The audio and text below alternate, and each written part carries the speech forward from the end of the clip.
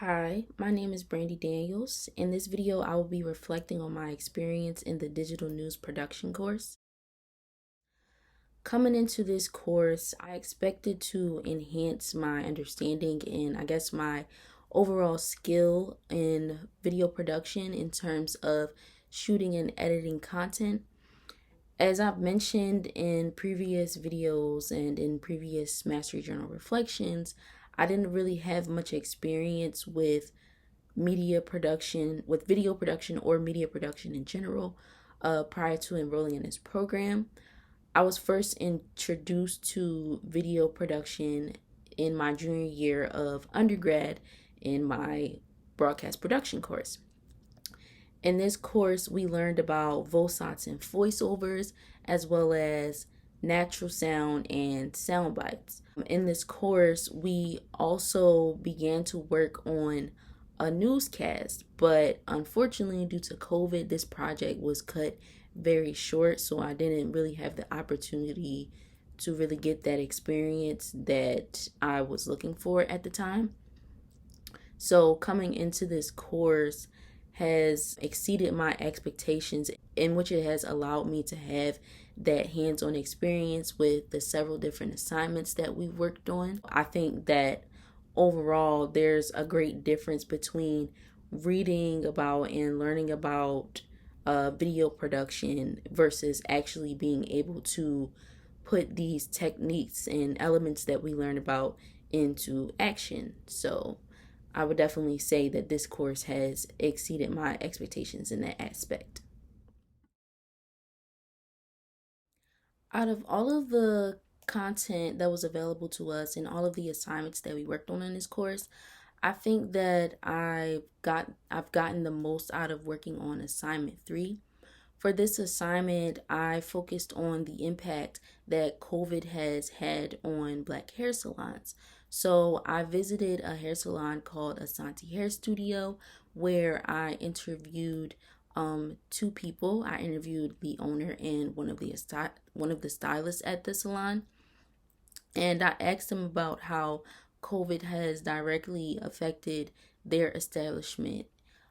So at the peak of the virus, a lot of salons and barbershops, as well as a number of other businesses, had to close down. But as time passed, as COVID cases began to subside, a lot of these businesses were able to reopen, but they had to make some changes to the way they ran their business. For example, my both of my interview subjects for this story explained that they had to enhance their cleaning methods within the salon. They used different cleaning products. They also, at the beginning, they would also do temperature checks on their clients. So all of this was required in order to prevent the spread of the virus between the stylist and the customers.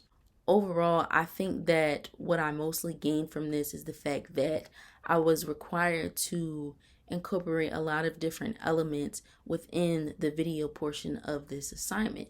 For example, when conducting my video interviews, I had to apply the rule of thirds. So I would place both of my interviews on the right side of the frame of the video. This video also needed to include natural short breaks for natural sound, and I also had to include a different amount of graphics. For example, I had to include lower third graphics that would state the name and location of the stylist, as well as the location of the hair salon. I also had to use a full screen graphic that listed some type of relevant information. So for this particular assignment, I included a full screen graphic that discussed the guidelines that beauty salons and barbershops had to follow for COVID. Within this course, I think that I have improved a lot with my visual diversity. I think that I've gotten better with framing my shots better and making sure that I'm getting the appropriate shots that I actually need. For example, prior to this course, or rather earlier in this course, I didn't do so well with getting close up shots. I would usually frame certain things differently than what I would actually need to. Some things needed to be close ups, but I would make them into medium shots. So that made my video quality look a bit poor.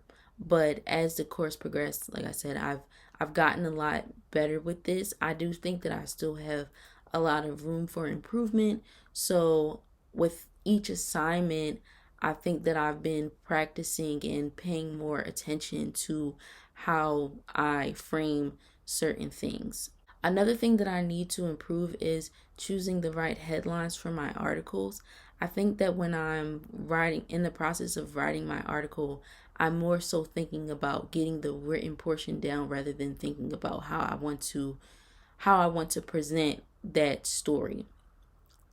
I'm mostly focused on conveying the appropriate information for my readers to understand what exactly it is that I'm covering, making sure that I apply all of the necessary elements within the written portion, such as the necessary hyperlinks that I need, and making sure that the information that I'm presenting is factual and accurate.